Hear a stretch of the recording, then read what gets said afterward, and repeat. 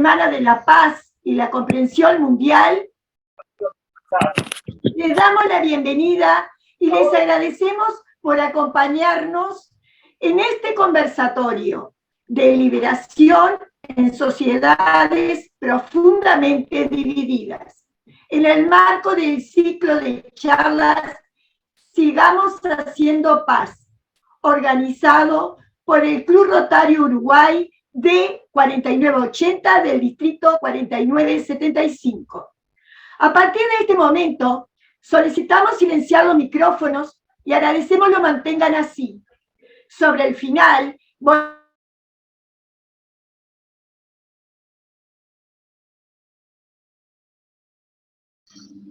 Se silenció tu micrófono, Silvia, por favor.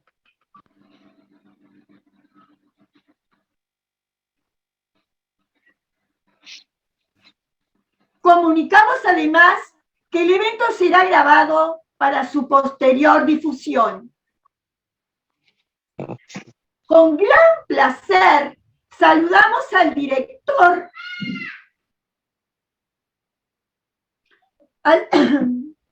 con gran placer saludamos al gobernador propuesto José Gachitorena, demás autoridades presentes, compañeros de los clubes representados, amigos y allegados a Rotary. Le damos la bienvenida a la invitada especial, doctora y profesora María Clara Jaramillo, de la República de Colombia, quien se referirá al tema de liberación en sociedades profundamente divididas. Sugerimos asirse de una copa a efectos de, sobre la culminación del evento, proceder a hacer un brindis por el aniversario de Rotary. Les recordamos al auditorio registrarse en el chat de la plataforma a fin de enviársele un certificado de asistencia al conversatorio que será remitido vía mail próximamente. Para ello se solicita registrarse en el chat con su nombre y apellido, Club Rotario, distrito si corresponde y país. Solicitamos además que las personas que participen y hayan sido invitadas por un miembro de Rotary así lo aclaren. Las preguntas al orador se realizarán a través del chat y pueden enviarlas luego de que se dé abierto oficialmente este encuentro.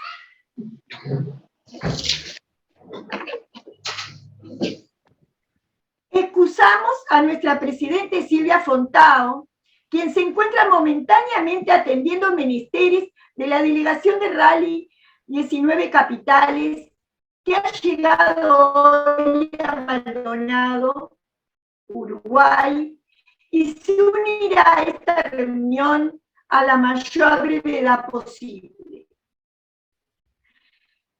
Cedo la palabra para el periodo 2022-2023 al señor Wilson Martínez para proceder al toque de campana y saludo a los pabellones, a fin de dar inicio formal a este conversatorio. Muchas gracias, Silvia.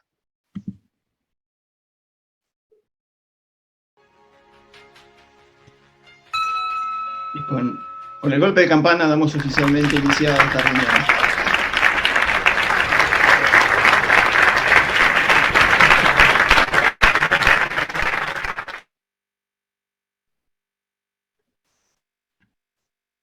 Muy buenas noches, autoridades rotarias y no rotarias, profesora María Clara, compañeros rotarios, amigos todos. Hace más de un año que nuestro club lleva adelante el ciclo de charlas Sigamos Haciendo Paz, atendiendo una de las áreas de interés de Rotary, como lo es paz y prevención de conflictos, con el humilde y a la vez enorme compromiso de intentar informar, crear conciencia y generar espacios de reflexión que hagan la diferencia en nuestras comunidades y, por qué no, en el mundo entero. Volviendo un poco en la historia, desde una resolución anterior a la Primera Guerra Mundial, que pedía el mantenimiento de la paz, pasando por el,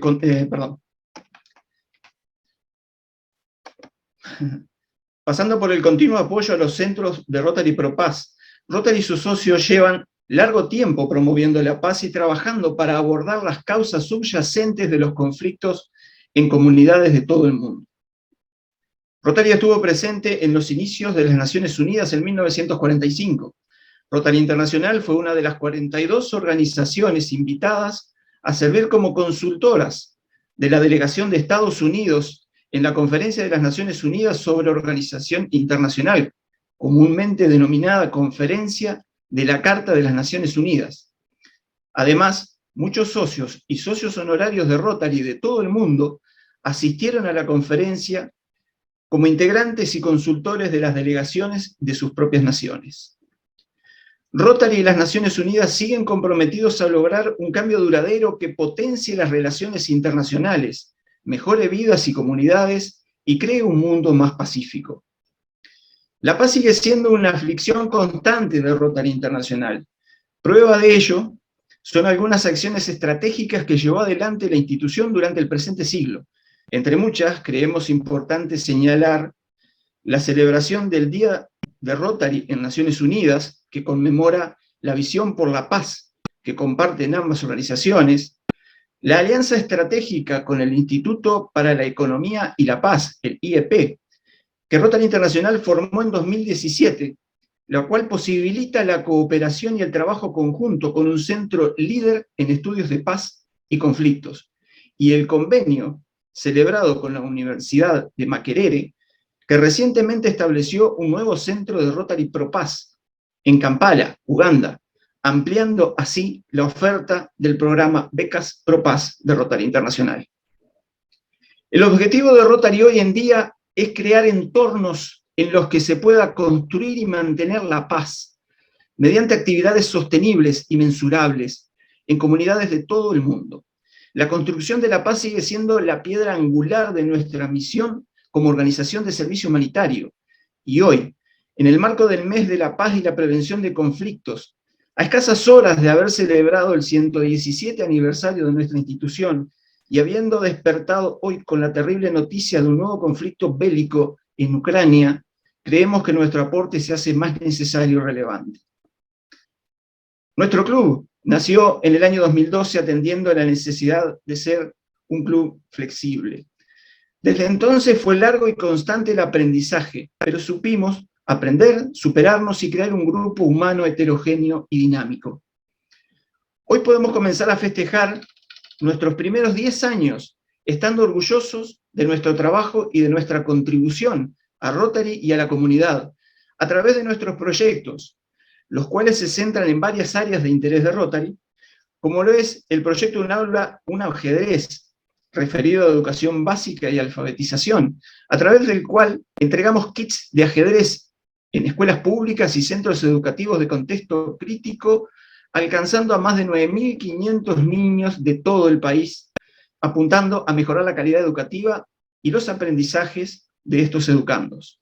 El proyecto Salud Bucal en Centros CAIF, los Centros de Atención a la Infancia y la Familia, con la cooperación de Colgate, quien nos entrega kits de higiene bucal, la participación de odontólogos de las comunidades, quienes brindan charlas sobre salud, educación e higiene bucal, programa con el cual alcanzamos aproximadamente unos 2.000 niños anualmente. El proyecto Clubes de Ciencia y Tecnología, también referido a educación básica y alfabetización, a través del cual apoyamos y acompañamos a Cultura Científica del Ministerio de Educación y Cultura, el MEC, aportando técnicos, evaluadores y premiando a aquellos clubes destacados de todo el país. Y se suma, por último, el pasado año, el proyecto Uniendo Fronteras, compartiendo cultura, sembrando futuro, dentro del área de interés medio ambiente, enmarcado en el tercer proyecto conjunto entre Latinoamérica y España, junto con la escuela número 19 de Balizas en el departamento de Rocha, escuela en la cual, con la colaboración de maestros y alumnos, se plantaron diversos árboles florales a los cuales se les hace el seguimiento correspondiente para su crecimiento y afianzamiento en la comunidad. Estamos convencidos que una de las mejores herramientas para la paz, es la educación. Y por eso, en este año en el cual celebramos nuestro 10º aniversario, redoblaremos esfuerzos para continuar con este camino de crecimiento. Y parafraseando a John Lennon, imaginando que podemos lograr un mundo mejor, que toda la humanidad pueda vivir en paz, que no haya nada por qué matar o morir, imaginando una hermandad de la humanidad, imaginando toda la gente compartiendo todo el mundo. Y tal vez puedan decir que somos soñadores, pero seguro no somos los únicos. Seguidamente, y para continuar con esta charla, le cedo el micrófono a nuestro moderador y compañero Gustavo Papucci, presidente del Subcomité Distrital de Becas Pro Paz del Distrito 4975. Gustavo, el micrófono es tuyo. Muchas gracias. Buenas noches, buenas tardes.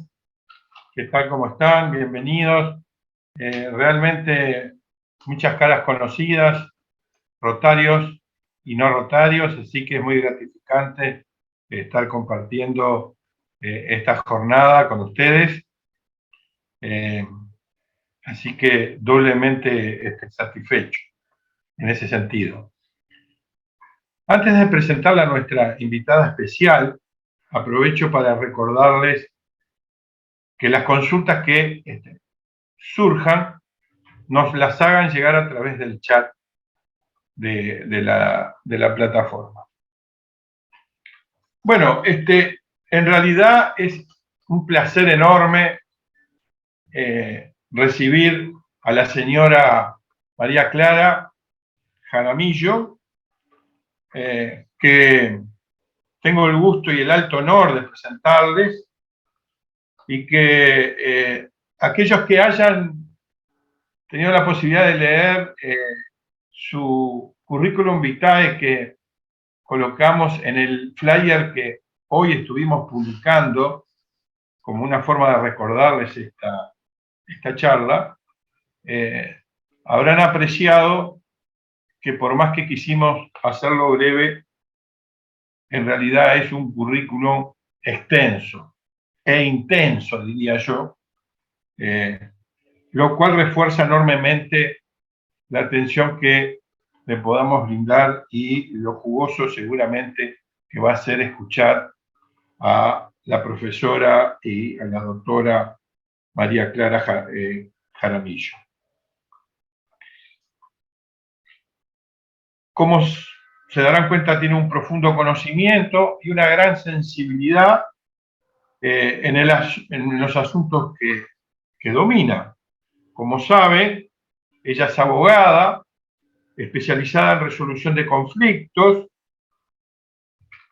pero además tiene un doctorado en ciencia política por la Universidad de Berna de Suiza y tiene 2 maestrías en Estados Unidos de Norteamérica, una en estudios de Derecho Común de la Universidad de Georgetown y otra de Artes de la Educación de la Universidad de Carolina del Norte. Algunas cosas muy agradables. María Clara es miembro de la Junta Directiva de la Cruz Roja de Colombia. Es ex becaria de Pro Paz y actualmente además es miembro del Club Rotario de Bogotá. Por lo tanto, mucho más nos alegra recibirla a la compañera rotaria. Ha realizado consultorías e investigaciones en organismos destacados del ámbito internacional y a nivel estatal, y posee una vasta producción de publicaciones sobre temas de su especialización. Comentarles que tuve la suerte realmente de conocerla el año pasado en un curso organizado por un distrito de Colombia, y tanto a ella como al esposo, que estábamos previo a esta reunión conversando con él, y nos decía que hace poquito lo convencieron e ingresó como rotario al club justamente de Bogotá, o sea que tenemos otro compañero más tenemos 2 compañeros en esa pareja, en ese matrimonio. Les decía que la conocí allí y realmente cualquiera de los dos, pero quizás por ser mujer, esa sensibilidad especial que tiene para comunicar sus profundos conocimientos nos llevó a invitarla a participar en esta charla. Así que yo espero que realmente disfruten de lo que ella nos vaya a exponer. No quiero robarles más tiempo. Agradecemos vuestra atención. Le damos nuevamente la bienvenida a la profesora Jaramillo. Y María Clara, el auditorio es suyo. Muchas gracias, Gustavo, por esas palabras, por esa presentación tan generosa y amorosa.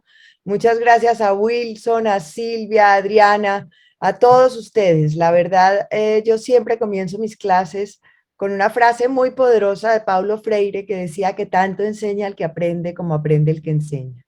Siempre el proceso de enseñanza-aprendizaje es un proceso de doble vía y me encantaría, si el tiempo nos lo permitiera, conocerlos a cada uno de ustedes, pero creo que la vida nos juntará en muchas más oportunidades y muy cordialmente invitados a Colombia.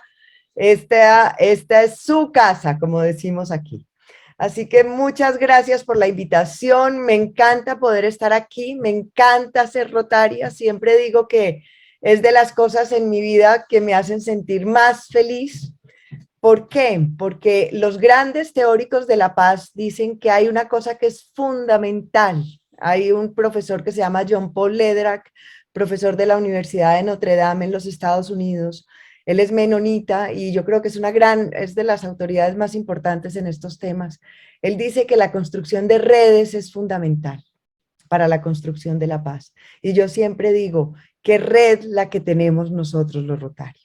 Es que llegar uno a la isla de Chiloé, en Chile, y encontrar la rueda rotaria, llegar a Copán, en Honduras, y encontrar la rueda rotaria, realmente se me pone la piel de gallina, porque realmente hemos construido mucho en estos 117 años de Rotary. Y tenemos que seguir creciendo porque realmente esta es la forma de construir paz. Crear redes, crear amistades, fomentar espacios de encuentro entre los seres humanos. Bueno, yo vengo a contarles un poco sobre deliberación en sociedades profundamente divididas. Tristemente, un tema muy, muy a la luz del día. Hoy tenemos, como decía Wilson, hoy amanecimos con la noticia de la invasión a Ucrania, que yo creo que a los que tenemos esta sensibilidad por la paz mundial, ver un tanque de guerra cruzando una frontera nos conmueve profundamente.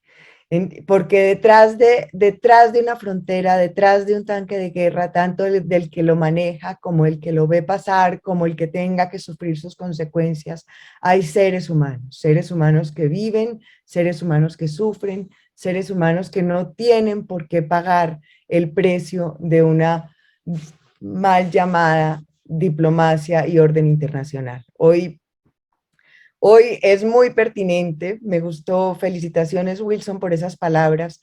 Esa Carta de Naciones Unidas hoy cobra una importancia grandísima. Tenemos que rodear la Organización de Naciones Unidas, tenemos que rodear ese espíritu del 45, de tratar de que esos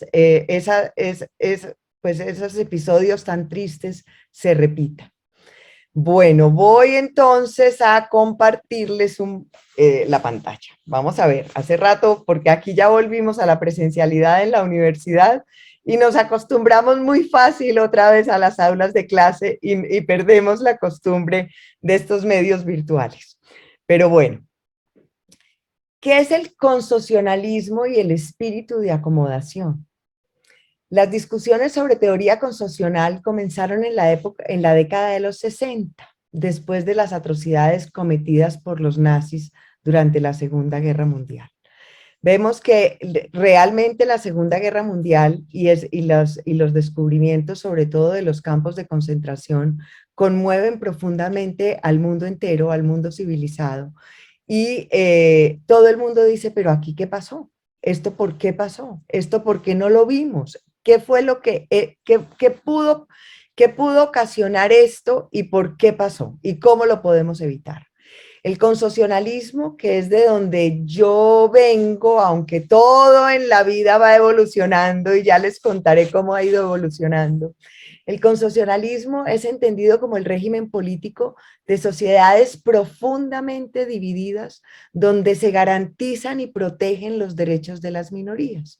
Ustedes saben que, pues obviamente en la Segunda Guerra Mundial, en los campos de exterminio, vimos cómo se exterminaron muchas minorías. Entonces, esa preocupación, ese foco en esas poblaciones más vulnerables y con menos poder político estaba a la orden del día. Era un gran reto para los científicos sociales de la época explicar por qué la democracia se debilita en unos países y en otros no. Gabriel Almond, antes de Gabriel Almond, durante la década de los 50, aquí empieza Gabriel Almond, las investigaciones sobre política comparada se enfocaron principalmente en los Estados Unidos y en los grandes países de Europa Occidental. En Estados Unidos, en Alemania, en Francia, en Italia y en el Reino Unido. Ahí fue donde puso el foco el profesor Almond, profesor de las universidades de Yale, profesor después de la Universidad de Stanford, formado en la Universidad de Chicago, tal vez uno de los más grandes politólogos dedicado a la política comparada. Y él llega a unas conclusiones muy interesantes. Él dice que en los Estados Unidos y en el Reino Unido tienen una democracia estable debido a sus culturas relativamente homogéneas. Y que en los regímenes democráticos de Italia y Alemania habían fracasado en las décadas del 20 y del 30 debido a su heterogeneidad cultural. Esto es en el año de 1956 que él publica este artículo, y en la década de los 60 no se demoró mucho la comunidad académica en reaccionar a estas conclusiones y a estas declaraciones del profesor Almond, y aparecen en escena el profesor Steiner, que yo tuve la suerte de que fuera mi director de tesis, Jürgen Steiner, profesor suizo, y el profesor Aren Liebhardt, profesor de la Universidad de Stanford hasta su retiro. En este momento vive, pero ya no quiere, según me contó el profesor Steiner, ya no quiere saber mucho de la ciencia política. Yo creo que a veces como que perdemos un poco la fe en la humanidad, lo cual no podemos hacer. Pero bueno, en la década de los 60 se analizaron los casos de las democracias europeas más pequeñas. Los análisis que se hicieron en Austria, en Bélgica, en Holanda y en Suiza, todas democracias culturalmente heterogéneas y sin embargo estables, dieron origen a la teoría consocional. Porque dicen, Suiza, por ejemplo, es un país de 40.000 kilómetros cuadrados, de 8 millones de habitantes, de 3, sino 4 poblaciones absolutamente diferenciadas, donde no hablan muchos ni siquiera el idioma que habla el otro, y sin embargo tienen estabilidad democrática. Y lo mismo pasa en Holanda. Holanda fue un país profundamente dividido por temas religiosos entre el protestantismo y el catolicismo, y sin embargo la democracia funciona. Entonces ellos dicen, bueno, ¿y entonces qué pasa? ¿Por qué si hay heterogeneidad cultural y a pesar de esta heterogeneidad cultural hay una democracia establecida, entonces ¿cómo la explicamos? ¿Qué es lo que la hace posible? De acuerdo con el estudio de caso más relevante para el desarrollo de la teoría consocional, fue realizado por Aren Liebhardt en 1968, que se llama, porque el artículo todavía existe, The Politics of Accommodation, Pluralisms and Democracy in the Netherlands.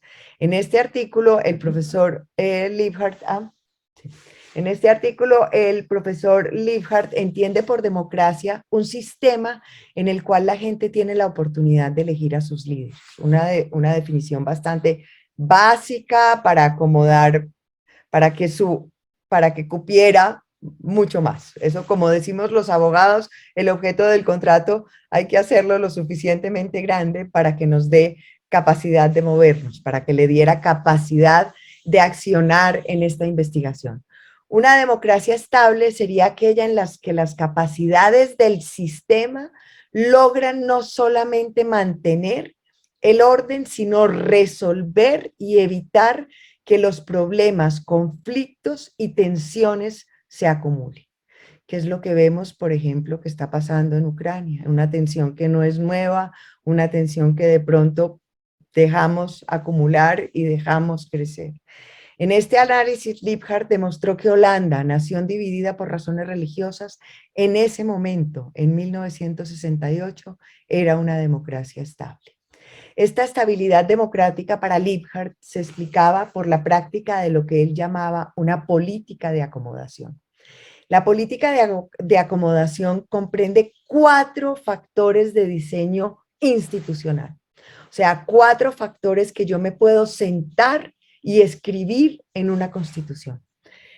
Que es la proporcionalidad, o sea, la proporcionalidad es que los puestos en las organizaciones colegiadas públicas se distribuyan de acuerdo con los porcentajes de votación. Eso que a nosotros nos parece tan, yo me imagino que en Uruguay también, porque en Uruguay nos lleva, yo creo que incluso a Colombia nos lleva mucha ventaja en diseño y fortalecimiento democrático.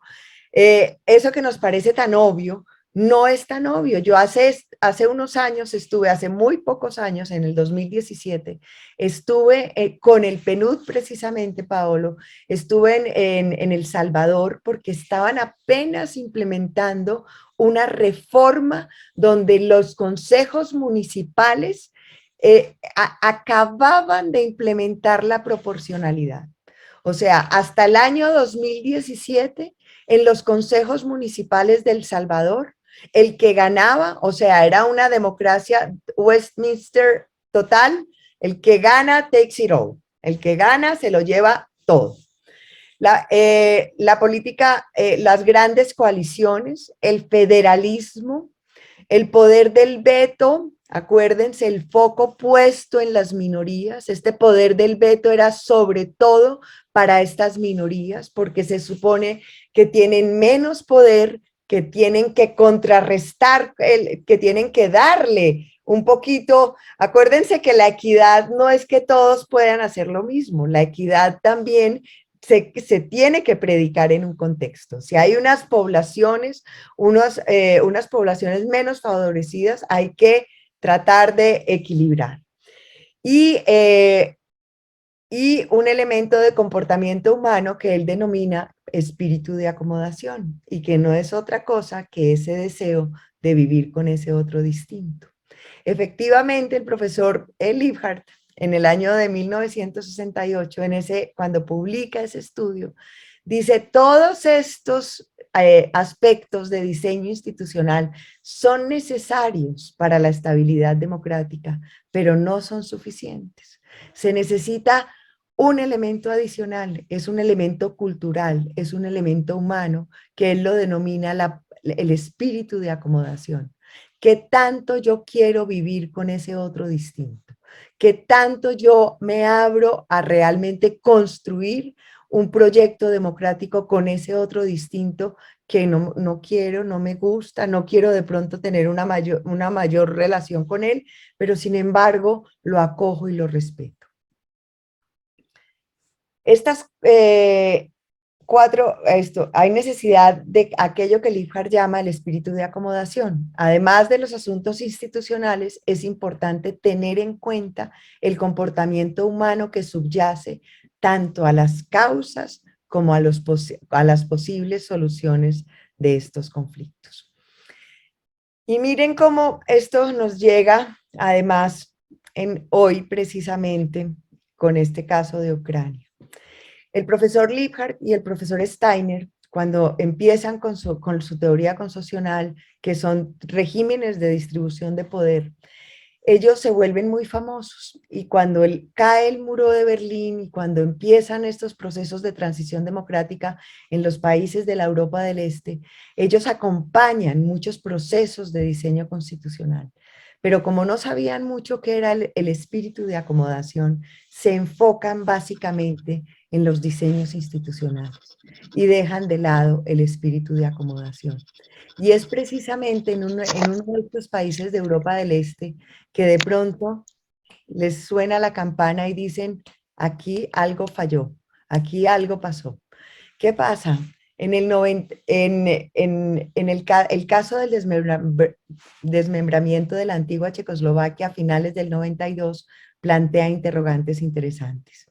En el momento en que cae el régimen comunista en 1989, se instauran instituciones concesionales. O sea, había un diseño perfecto concesional, se le garantizaban todos los derechos, todos los poderes del veto a la minoría eslovaca. Y sin embargo, después de las elecciones de junio del 92, se cae, se abre Checoslovaquia, se crean la República Checa y Eslovaquia. Y ellos dicen, ¿pero qué pasó? ¿Qué pasó? Si el diseño es el mismo. Entonces dicen, bueno, miremos qué pudo haber pasado por este otro factor que pasamos por alto porque no conocemos mucho, que es el espíritu de acomodación, que es el aspecto cultural, que es el aspecto humano. Y se dan cuenta que antes del 92, o sea, hasta junio del 92, estaban Václav Havel, un gran hombre, y Alexander Dubček eran los líderes de esas dos partes, de la República Checa y de Eslovaquia. Y había un gran espíritu de acomodación entre ellos dos. Miren ustedes esta foto. ¿Qué pasó entonces? Que el país se divide 6 meses más tarde. Nada había cambiado en las instituciones de distribución de poder. Se hace necesario mirar el espíritu de acomodación. En ese momento había 2 nuevos líderes, Václav Klaus de la parte checa y Vladimir Mesiar de Eslovaquia, cuyo nivel de espíritu de acomodación pudo no haber sido tan alto como el de sus predecesores. Esto indica cómo diferentes miembros de diferentes élites políticas pueden tener distintos niveles de espíritu de acomodación. Es precisamente aquí, en el espíritu de acomodación, donde las teorías concesionales o de distribución de poder se encuentran con la democracia deliberativa. Que además, yo no sé en Uruguay, aquí la democracia deliberativa está muy de moda, todo el mundo está hablando de democracia deliberativa. Yo creo que tenemos, y yo digo, además lo digo públicamente, y lo dije alguna vez en el seno del Congreso de Colombia, no son modelos democráticos que riñen entre sí. Tenemos muy metido la forma de ver el mundo excluyendo el otro. O sea, afirmamos nuestra identidad negando al otro. Y resulta que no, la democracia deliberativa es perfectamente compatible con la democracia representativa y la democracia participativa. Incluso un compañero nuestro en la Javeriana, en la Universidad Javeriana, que es donde yo estoy, que es la Universidad de los Jesuitas, un compañero nuestro está preparando un paper y de una vez les digo que podría ser interesante porque ayer me lo encontré y le dije, Felipe, te quiero invitar a que nos des una conferencia, yo tengo un semillero de investigación con estudiantes, a que nos des una conferencia sobre tu tesis. Y me dijo, María Clara, te quiero dar una conferencia más bien sobre los aspectos deliberativos de la democracia representativa. Y eso me parece absolutamente apasionante. Entonces, si quieren que les haga el puente, de una vez me pongo a sus órdenes. Entonces, ¿qué pasa? Es el aspecto humano, es la acción de los ciudadanos en relación con los otros y en lo que respecta a los asuntos públicos, lo que permite que estas dos vertientes de la ciencia política se encuentren. Siempre, para mí, todo empieza y termina en esa acción humana.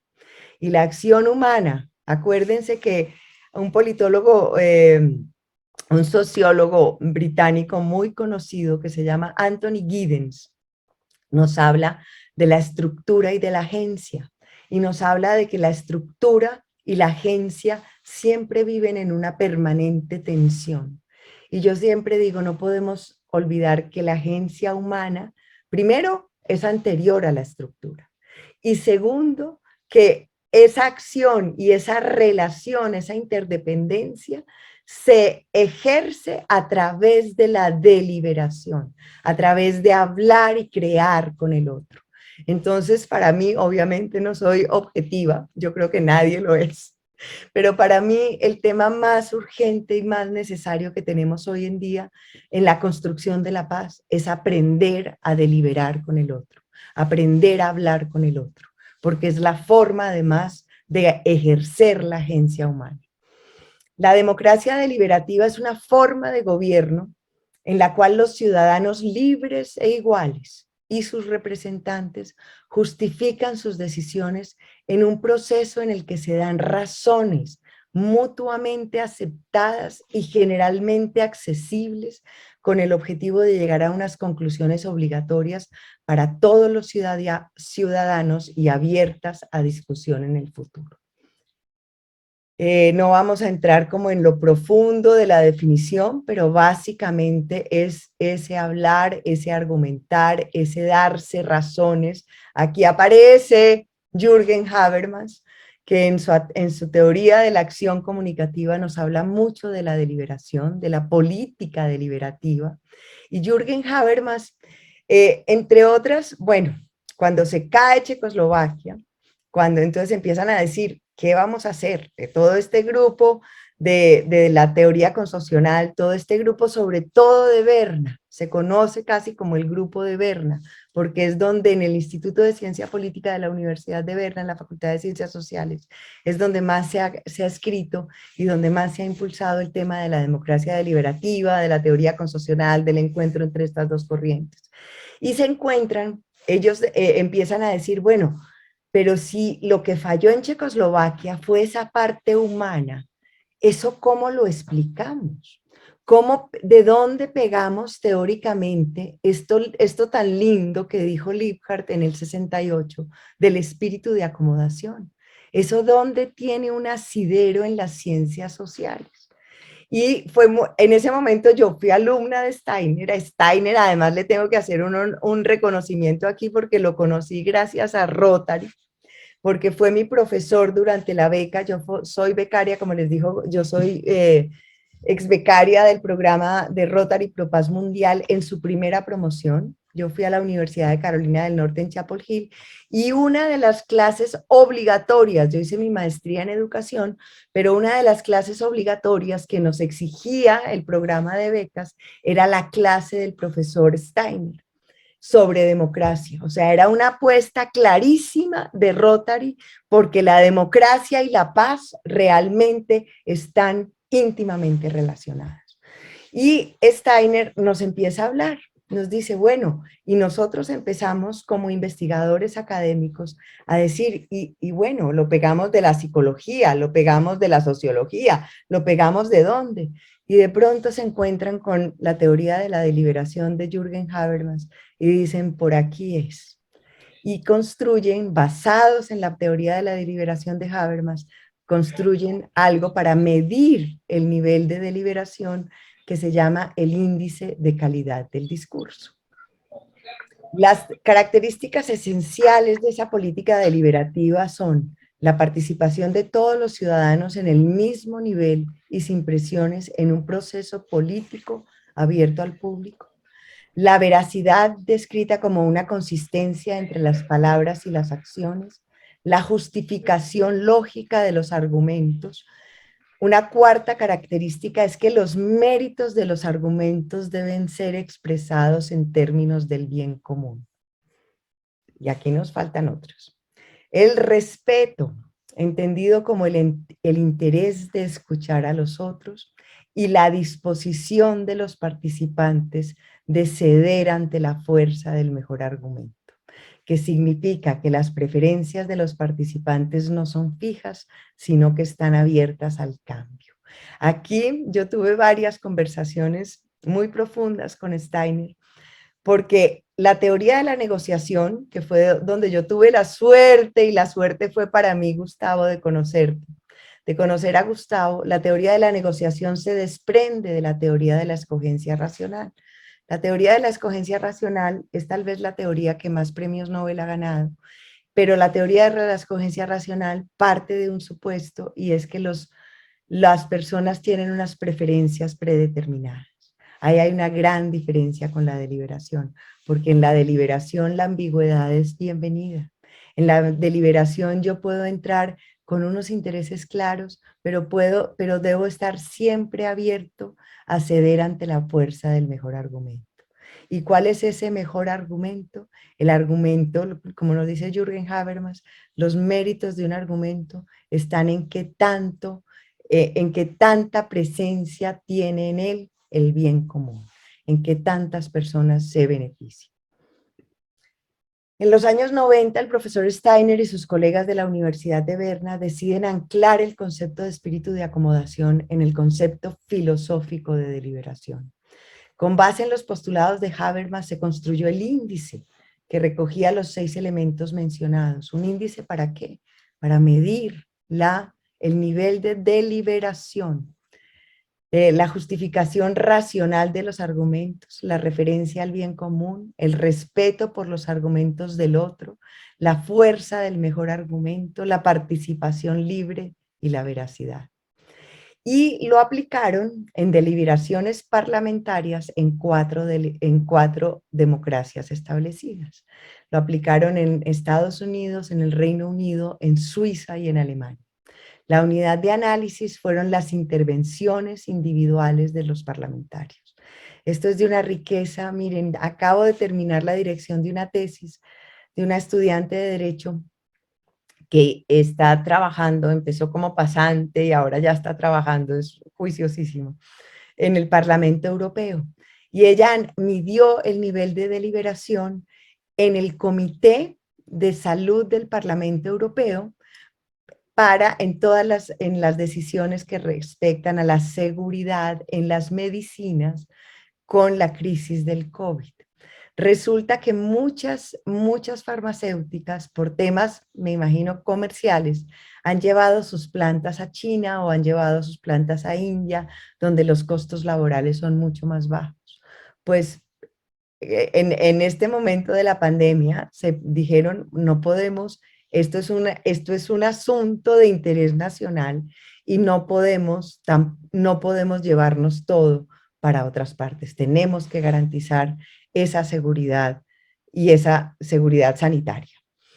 Entonces, ¿qué pasa? Pero como la idea no era probar el índice en democracias que mal que bien funcionan, sino en democracias que luchamos y corremos y sudamos como nosotros, la idea ya iba a haber un segundo momento de esa investigación que era financiada por el Instituto Suizo de Investigaciones.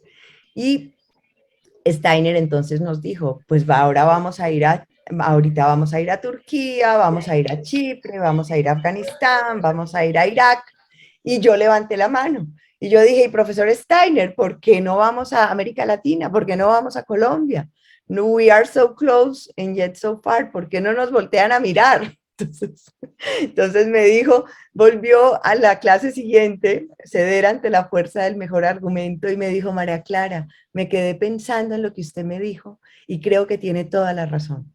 Si usted está dispuesta a hacer la investigación en Colombia, lo hacemos en Colombia. Y le dije, lo hacemos en Colombia. Y en Colombia lo hicimos en el año 2008 fue el trabajo de campo, fue con desmovilizados de paramilitares y guerrilla en Bogotá. Y fue una experiencia maravillosa. Hicimos 28 experimentos de deliberación y medimos el índice de deliberación. Y contrario a lo que pensábamos, porque nosotros dijimos, en 2 facciones que además se han estado matando entre ellas, no vamos a encontrar ningún nivel de deliberación. No. Después, esto mismo pasó en Bosnia y Herzegovina, en Srebrenica, donde fueron las peores masacres de bosnios, entre bosnios y serbios, y luego lo llevamos a Brasil, en la ciudad de Belo Horizonte, en las favelas de Belo Horizonte, entre pandillas juveniles y la policía. Incluso en estos tres escenarios donde pensamos que no íbamos a encontrar un buen nivel de deliberación, se dio la deliberación. No, no perfecta, obviamente, no en un nivel muy alto, no, pero sí hay una semilla de encuentro con el otro. Sí el ser humano tiende a encontrarse con el otro. Entonces, bueno, esto fue ya, estas tres experiencias salieron publicadas en este libro, que salió por Cambridge University Press, salió en el año de 2017, y acuñamos una nueva medida al nivel de deliberación. Y eso fue un poco mi tesis doctoral, porque cuando yo llegué a aplicar el índice de calidad del discurso, obviamente, como digo yo, todo es históricamente contextualizado, todo ocurre en un momento, en un lugar determinado. Profesor Habermas, alemán, filósofo, absolutamente racional, él no consideraba que una historia de vida pudiera ser una justificación válida de un argumento. Y yo empecé a ver que entre estas personas, cuando de pronto algún desmovilizado o del grupo paramilitar o del grupo guerrillero levantaba la mano y contaba su historia, ¿qué pasaba? Decía, es que a mí me mataron a mi familia, es que a mí no sé qué. En ese momento pasaban cosas maravillosas, todos encontraban una historia humana común. Y entonces yo le dije, profesor Steiner, a mí me falta algo en el índice de calidad del discurso, porque no sé dónde voy a poder, desde dónde voy a poder medir, porque en las categorías del índice no está ni para las historias de vida, no hay un espacio para historias de vida, no hay un espacio para el humor, no hay un espacio para los líderes, no hay un espacio para los silencios. Entonces me dijo el profesor Steiner y el profesor Steenbergen, que además habían desarrollado el índice, miren ustedes la generosidad tan grande de estos dos personajes. Yo les dije, a mí algo me falta, y me dijeron, la acompañamos en lo que usted quiera buscar. Y fue el profesor Steenbergen el que dijo, María Clara, yo lo llamaría momentos de transformación. Y entonces acuñamos el término momentos de transformación en la deliberación política. Y hay momentos de transformación que suben el nivel de deliberación y hay momentos de transformación que bajan el nivel de deliberación. El sarcasmo, por ejemplo, mata la deliberación totalmente. La baja a un nivel muy, muy bajo. ¿Cuáles fueron esos grandes hallazgos en esta investigación doctoral que además luego se replicó, como les digo, en Bosnia y Herzegovina y en Brasil? Se le abrió un espacio a las historias personales, se le abrió un espacio al humor, se le abrió un espacio al sarcasmo. Entendimos que, porque eso, tenemos que pensar que la gente delibera no de acuerdo con lo que dice el libro, la gente simplemente delibera como puede. Y hay unos líderes deliberativos y unos líderes negativos. Algunas ventajas del concepto es que observa la dinámica, es muy interesante escuchar, porque además hacemos las transcripciones, grabamos las reuniones, obviamente no se pueden filmar, no se pudieron filmar en su momento porque todos tenían problemas de seguridad. Se les tuvo que cambiar los nombres, esto bueno, esto fue con el Alto Comisionado para la Reintegración en Colombia, con oficinas gubernamentales. Se abre también, ustedes saben que el etos, el logos y el patos son los elementos de la persuasión. Resulta que siempre nos habíamos centrado mucho en el logos. Siempre privilegiamos a la razón. Esto le abre campo a que el patos también entre, a que esa parte humana, esa parte emocional, esa parte que nos duele, esa parte que nos une, tenga presencia y además pueda medirse y pueda escucharse en un proceso deliberativo. Se aleja del concepto de la justificación racional y acoge las historias de vida como justificaciones válidas y hace un llamado a una gran teoría de la deliberación en todos los niveles sociales. Como les decía yo, exactamente, tenemos niveles sociales que no tienen muy alto un nivel muy alto de educación, entonces todas esas justificaciones racionales de pronto se les escapan, pero no por eso los vamos a querer excluidos de un proceso deliberativo. Pudimos encontrar momentos de encuentro y un alto nivel de deliberación a través de estas grandes divisiones cuando se abren espacios que gente del común para que gente del común pueda intercambiar opiniones. La pregunta a la que nos enfrentamos fue, ¿cómo podemos mejorar los niveles de deliberación en la sociedad en su conjunto, más allá de los confines y el confort de un foro estructurado? Y ahí fue cuando dijimos, si pudimos encontrar deliberación y niveles altos de deliberación en estos espacios, ¿cómo será si de pronto formamos a los estudiantes en capacidades deliberativas? Y dijimos, vamos, este va a ser una nueva etapa de este proyecto. Ya hicimos la primer ejercicio en Brasil, en Minas Gerais y en Pará. Ahorita estamos haciéndolo en Colombia, ya vamos más o menos en la mitad del proyecto, esperamos terminar más o menos en 6 meses. En 2 colegios, aquí lo estamos haciendo en 2 colegios de la Compañía de Jesús, un colegio en la localidad de Kennedy en Bogotá, que es una localidad de estrato medio bajo, y tenemos en Soacha, que es que no es Bogotá, es zona metropolitana de Bogotá, pero ya es departamento de Cundinamarca. Es una zona altamente deprimida, altamente deprimida, donde acoge mucha población migrante, y ellos es un colegio público administrado en concesión por Fe y Alegría, que es una de las obras de la Compañía de Jesús. Las escuelas pueden crear oportunidades para la socialización deliberativa al fortalecer las capacidades de formación de opiniones y el compromiso público, que a su vez puede desarrollar el espíritu de acomodación.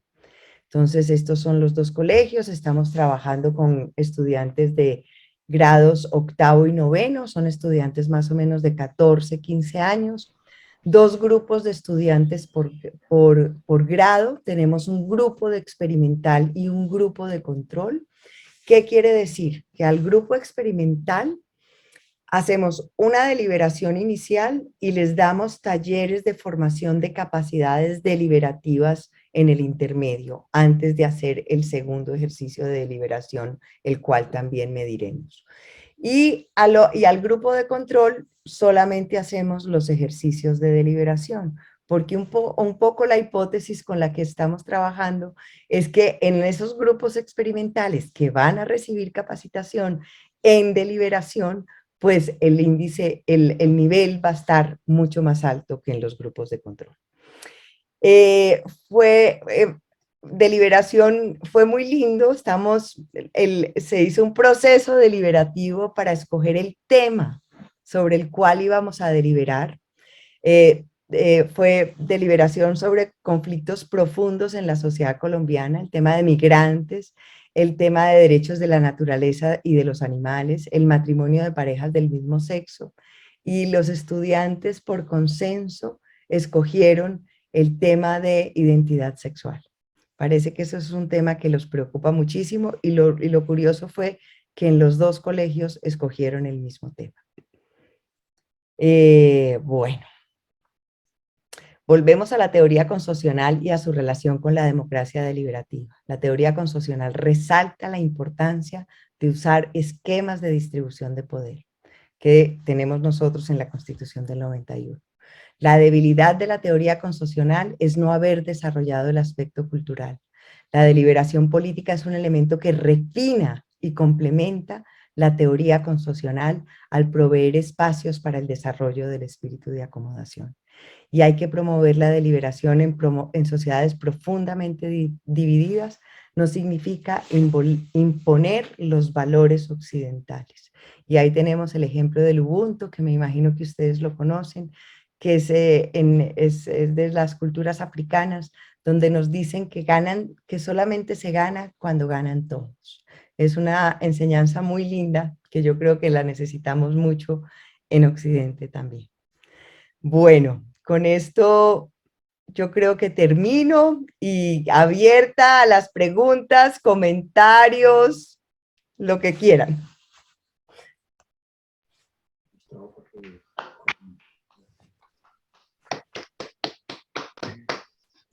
María Clara, muchísimas gracias. La verdad que una disertación muy nutrida que mucho nos ha enseñado, creo, y mucho nos da para reflexionar en cuanto no solo a la situación que estamos viviendo en Europa, sino también en muchos aspectos de nuestra propia América y en América Latina en particular. Tengo algunas preguntas, igualmente les recuerdo a los asistentes e interesados el seguir con las preguntas por el chat. Nos ha llegado un par directamente. Una de Ramón, un rotario de Ituzaingó Maroñas, y a la cual yo le agregaría algo más. Le pregunta, ¿no? De acuerdo a lo expuesto, ¿cómo analizaría la situación de Ucrania? Y yo le agrego, ¿y qué posibles soluciones identifica o ve a corto plazo? Bueno, gracias Gustavo, gracias a todos por esos comentarios tan generosos que han puesto en el chat. Bueno, Ucrania, ustedes saben que el Estado-Nación fue un invento de la modernidad y muchos de los conflictos que tenemos hoy en día se originan de esas fronteras que de pronto Occidente trazó sin tener en cuenta las particularidades poblacionales de distintos pueblos. Entonces, yo sí creo que en Ucrania, que seguramente, no lo conozco a profundidad, pero seguramente tiene en su constitución regímenes de distribución de poder y esquemas de representación de esas minorías por esa herencia y por ese contexto de transición democrática que hubo. Muy seguramente, porque lo acabamos de ver, esta parte cultural, esta parte de encuentro entre seres humanos, no se ha trabajado. Y esto es muy importante. ¿Y por qué es muy importante? Hoy les decía yo a mis estudiantes de argumentación jurídica, les decía, miren, porque además a veces como que tienen la desidia de como que les da pereza hacer los ejercicios. Y les digo, miren, la argumentación es una habilidad y como habilidad que es, solo se aprende haciendo. Y argumentar es importantísimo.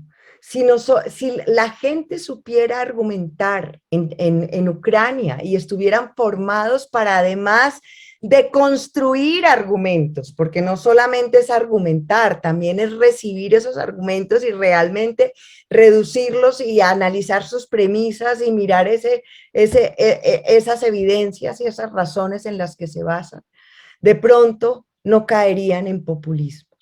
Porque yo digo, Putin está hablando y está hablándole a una población que se siente más rusa que ucraniana, pero además habla del demonio americano y habla de la cultura occidental como que los está corrompiendo y está todas estas frases del populismo que tienen tanta acogida. Yo digo, si una persona sabe argumentar, si una persona realmente sabe de construir un argumento y sabe deliberar, no cae en esos errores. Entonces, a mí me parece que eso ahí hay una falla muy grande. Ojalá seamos capaces de, con estas sanciones económicas, yo tuve oportunidad de visitar Rusia, Moscú en el año de 2015, comienzos de 2015, invitada, yo era la directora de la Academia Diplomática de Colombia y fui invitada por la Academia Diplomática Rusa. Y vi cómo realmente estas sanciones económicas que pone la Unión Europea y que pone Estados Unidos en Rusia tienen un efecto devastador en la gente, un efecto devastador en sus economías. Pero ¿qué tanto eso realmente hace que la gente cambie de parecer? No sé. Muchas gracias. Había un comentario al respecto digamos, de la democracia deliberativa. Había un comentario en el chat de nuestra compañera rotaria Sally Ferreira del ICLAB del Mediterráneo de España, y entonces ponía el ejemplo que en Bélgica conviven con los Flandes, entonces tienen una independencia común a pesar que son dos pueblos con idiomas diferentes. Fue un comentario, un aporte, pero entonces yo recojo ese aporte y ¿qué nos puede agregar usted en este ejemplo? Bueno, efectivamente un aporte muy importante y muy relevante. Acuérdense que ahí surge en esos 4 países, Austria, Bélgica, Suiza y Holanda, son los 4 casos de estudio que dan origen a la teoría constitucional. Porque efectivamente se dan cuenta como en Bélgica hay 2 poblaciones perfectamente diferenciadas que hasta donde sé no se quieren mucho. Mauricio fue diplomático nuestro en Bélgica. No quieren nada. Los flamencos no les gusta hablar francés. A los flamencos Venga para acá. A los flamencos les conculcaron el idioma durante muchos años. Era prohibido hablar flamenco. El idioma oficial era el francés y los perseguían cuando hablaban flamenco. Y la verdad son pueblos, es un pueblo muy dividido, muy dividido. Han tratado en la educación de que los niños aprendan, pues los flamencos aprendan francés y los niños que viven en la parte francófona hablen flamenco, pero no pasa de ser un requisito, es una ciudad profunda. Y tiene una tercera comunidad, que es una comunidad alemana pequeña, o sea, ya son 3 idiomas. El rey, cuando habla, tiene que hablar proporcionalmente el número de palabras de su discurso en flamenco, francés y alemán. Es bien complejo y la división es total. Y yo habría un comentario a este comentario. Es una democracia estable, exacto. Yo iba a decir exactamente eso, es una democracia estable. Sin embargo, yo creería que sí sería importante abrir esos espacios de encuentro, empezar a trabajar en ese aspecto cultural de la deliberación, de la democracia deliberativa. Muchas gracias, profesora. Gisela, una compañera del Club Rotario El Águila de Atlántida, dice respecto a un concepto que usted manejó, aprender a hablar con el otro, ¿verdad? Entonces dice, ¿qué pasa en América Latina cuando más allá del diálogo se observan manifestaciones claramente violentas? Sí, ahí me voy a permitir citar a un hombre maravilloso, también un gran teórico de la paz, un noruego que se llama Johan Galtung. Y Johan Galtung, yo soy una admiradora de su trabajo, y él vino a Colombia y yo dije, yo tengo que ir a verlo. Y fui a verlo y alguien le hizo esa pregunta. Dijo, profesor Galtung, ¿y qué pasa cuando hay manifestaciones violentas? Dijo, se limitó a contestar algo que me pareció absolutamente grande y hermoso. Dijo, todo acto violento es un acto de comunicación. Y como acto de comunicación que es, yo debo entender cuál es el mensaje. Muchas veces aquí en Colombia nos dedicamos a reprimir las manifestaciones y no abrimos espacios. Y muchas veces he tenido oportunidad de estar con pueblos que manifiestan y es muy triste ver que el gobierno muchas veces por apagar el incendio, a nosotros decimos aquí como por manejar la coyuntura, hace muchas promesas y hace muchos acuerdos que no cumplen. Entonces yo sí creo que también en ese proceso de deliberación y de llegar a esos acuerdos hay que crear unas comisiones de verificación y hay que ser muy responsables en lo que acordamos. Que no acordemos cosas que no seamos capaces de cumplir, porque eso después genera resentimiento, genera más protestas y se vuelve el círculo vicioso.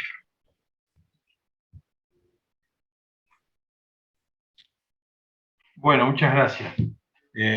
Un par de preguntas más. Tengo a un amigo, Danilo, que me hizo llegar, trabaja en Naciones Unidas, una consulta. Respecto justamente a Colombia, ¿no? Al proceso de paz. ¿Cuál es la experiencia de estos años con respecto al funcionamiento de la Agencia para la Reincorporación y la Normalización, ex Agencia Colombiana para la Reintegración? La pregunta es, ¿cómo ha sido ¿Cuál es ese? la experiencia? Interpreto las lecciones aprendidas. Bueno, tenemos no ha sido fácil. No ha sido fácil porque ha requerido un proceso de concertación con la sociedad en su conjunto. Mauricio fue presidente del Foro de Presidentes en Colombia, que está con la Cámara de Comercio de Bogotá, y los empresarios al principio estaban muy reacios a recibir a que estos ex militantes de estos grupos armados entraran en sus empresas y entraran en sus fábricas. Pero creo que el resultado ha sido, los que se han abierto, creo que ha sido bueno. Ahora estamos, hay unos ejemplos maravillosos de Terpel, hay unos ejemplos, yo creo que todo depende del nivel de acompañamiento que se les dé a las personas. Yo creo que los seres humanos somos capaces de responder cuando nos acompañan. Eso es muy ignaciano, muy jesuita. Esa filosofía del acompañamiento, de acompañarlos en ese caminar que no es fácil, es que no es fácil para ellos volver y sentir además el rechazo de la sociedad. En eso además yo encontraba en estos experimentos de deliberación entre paramilitares y guerrilla, que ellos incluso empezaron a desarrollar una identidad de ellos, o sea, donde se encontraban con el otro porque se sentían excluidos de la sociedad en general. Y ustedes saben que esa es una de las formas de crear identidad, muy triste además porque siempre pasa por la negación del otro, pero ellos empezaron a crear nexos entre ellos porque se sentían miembros de un solo grupo. Muy bien, y también entonces relacionado de alguna forma, Rocío, vuestra coterránea, pregunta, ¿cómo se está desarrollando el proceso de reintegración? Bueno, lo que ha sido muy triste y sigue pasando. Desde su punto de vista y en base a todo lo que has puesto, ¿no? ¿Verdad? Desde mi punto de vista creo que tiene más éxitos que fracasos. Hay una parte muy dura que es que sí han matado a muchos desmovilizados. ¿Qué pasa? Los desmovilizados salen a la luz, todo el mundo los conoce y se vuelven objetivos políticos de otros grupos armados. ¿Por qué? Alguna vez unos estudiantes me preguntaron, profe, ¿usted qué fallas le ve al proceso de paz? Yo dije, primero, que no se hizo al mismo tiempo con el ELN. Entonces, cualquier proceso de paz que se vaya a emprender con el ELN, que es otro grupo armado en Colombia, va a empezar, o sea, el piso de ese proceso de negociación va a ser el acuerdo con las FARC. Y segundo, que no se hizo un proceso de concertación al interior de la sociedad colombiana. Ustedes saben que se firmó el acuerdo de paz y el 2 de octubre del 2016 se hizo un plebiscito para que la gente, el pueblo colombiano, votara sí o no al proceso de paz. Y ganó el no. O sea, esta es una sociedad profundamente dividida. Hubo el 50% de la sociedad colombiana que nunca estuvo de acuerdo con el proceso de paz. Y nunca se trató de tender puentes con esa otra mitad de la población colombiana. Yo, por ejemplo, obviamente, yo estaba en pro del proceso de paz, pero mi exmarido estaba en contra del proceso de paz y hubo marchas, hubo muchas protestas. Mi hija, que es abogada, ya es una adulta grandotota, trabaja con el Banco Mundial, Ana María me dijo, mami, mi papá va a salir a esta marcha, ¿qué será que yo hago? Él quiere que yo vaya con él. Le dije, amor, anda, qué dicha, antes para que me cuentes. Si protestar es un derecho o es un derecho político. Entonces, pero ese día, por ejemplo, de esa marcha, para mí fue, obviamente yo estaba súper atenta a lo que estaba pasando. Y yo dije, ¿qué va a hacer el presidente Santos con esta marcha que además llenó las ciudades?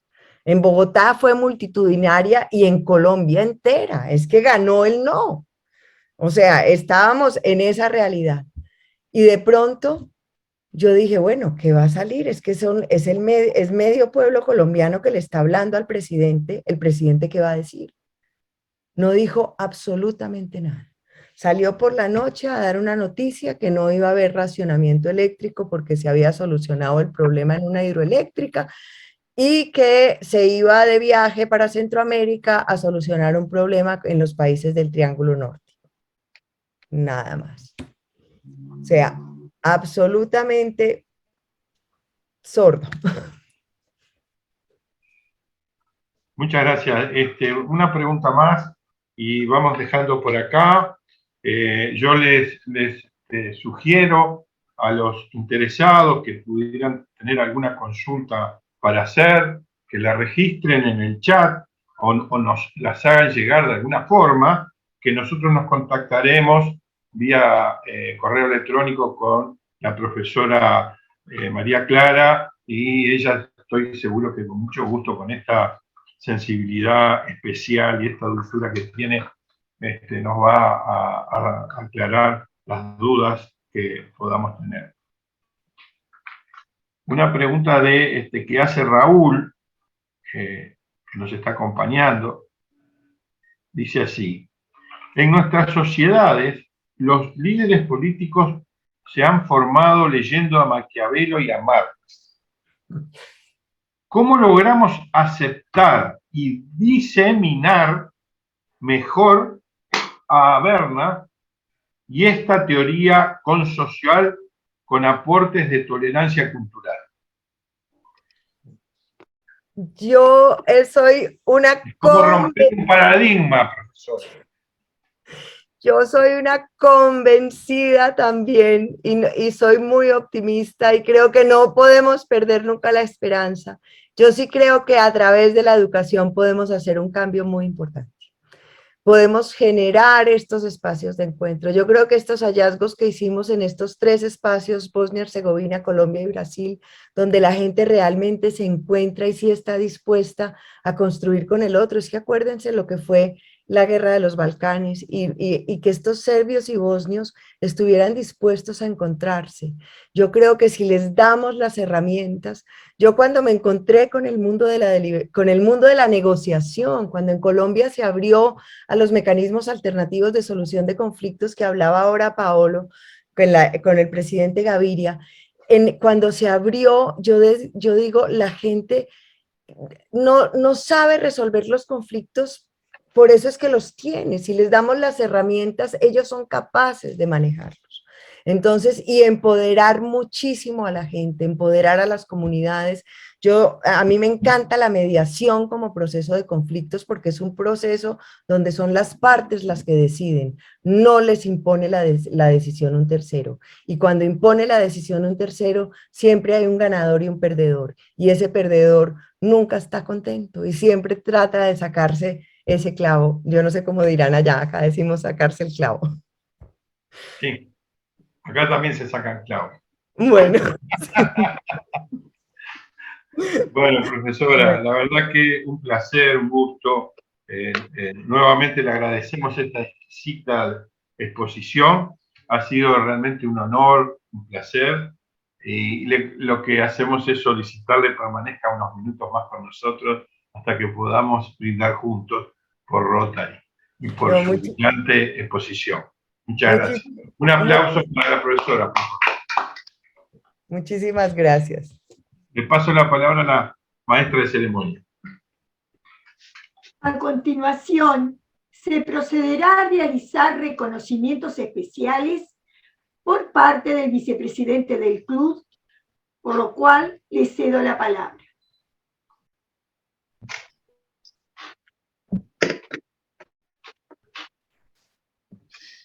Bueno, queremos hacerle llegar de forma virtual y después le llegará a la profesora María Clara a su mail este reconocimiento por esta brillante exposición, y no quiero repetir conceptos, pero hago mías las palabras de Gustavo, resaltando realmente la fantástica charla que hemos disfrutado esta noche. Nuestro más profundo agradecimiento, profesora. Ha sido realmente un placer escucharla, y bueno, prontamente le haremos llegar este agradecimiento a su mail.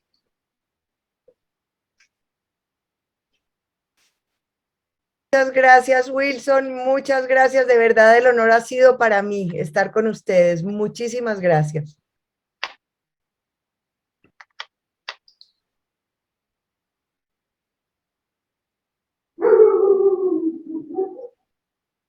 Silvia. Ahora le solicitamos a nuestra asistente de gobernación, Nora Piñón, a hacer uso de la palabra. Muchas gracias, Silvia. Muchas gracias, María Clara. Gracias por la invitación y por permitirme acceder a esta charla magnífica, donde nos abre mucho lo que es la mente en cuanto a todos los que son los conflictos que hay en el mundo entero. Para mí es un honor, como dije, estar representando además a nuestro gobernador Gino, que hay otras actividades rotarias justo coincidiendo con esta hora, y bueno, estar presente en este club al que yo asisto y desde el año pasado, y es un club muy dinámico, y siempre nos está, digamos, asombrando con este tipo de charlas que organizan, de carácter internacional sobre todo, pero que siempre tienen muy buena recepción por parte de los asistentes, y los temas que tocan realmente son fantásticos. María Clara, yo te felicito, sos una persona muy clara en el transmitir todos los conceptos, tenés un dinamismo único y se nota que sos colombiana. Yo tengo una grandísima amiga colombiana y tienen un espíritu muy especial. O sea que un abrazo desde acá, te agradezco enormemente el haber aceptado la invitación del ICLAB, y realmente fue muy instructiva para todos nosotros. Al club les agradezco mucho también el haberme convocado a participar con ustedes en la noche de hoy, y los felicito realmente por este evento. Muchas gracias.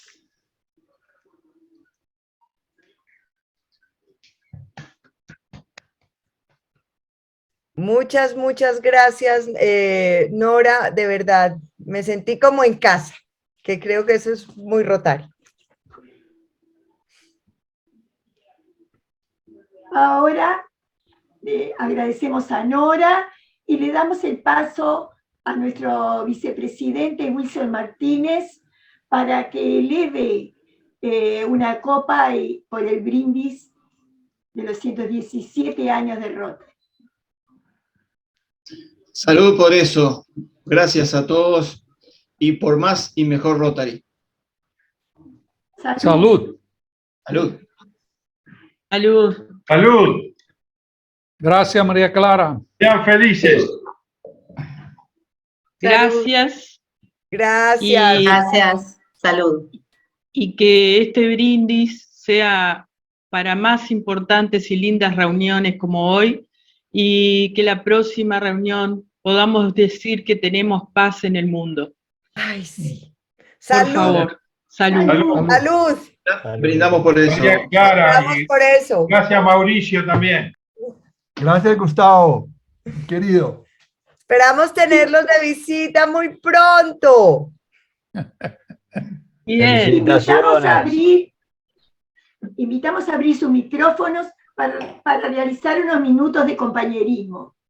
Rotary Club Uruguay D4980 agradece especialmente al asistente de gobernación Nora Piñón y a todos rotarios, amigos rotarios, a la disertante María Clara, por su presencia, destacando que en la jornada de hoy nos acompañaron 56 asistentes, 11 clubes de Uruguay, 1 de Chile, 2 de Colombia, 1 de España y 1 de Venezuela. Buenas noches. Buenas noches, felicidades. Felicitaciones. Muchas Excelente gracias. tarea. Gracias a todos. Buenas noches. Buenas noches. Chao, chao, chao, chao.